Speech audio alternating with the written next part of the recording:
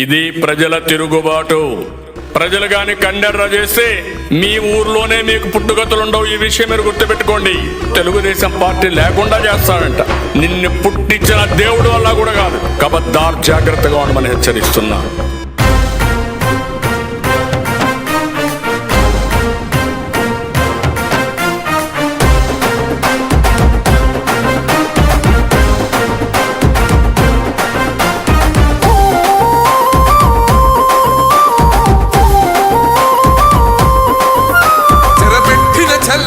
నిలబడ్డడురా, భయపెట్టిన చల్ బ్రతికున్నడురా.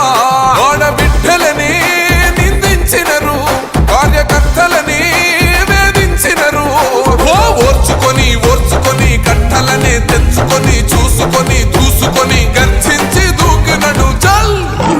ఓహో చూలు విప్పి దూకినది ఎల్లో సింహము, దడుసుకొని ఉరుకుతది రౌడీ సంఘము.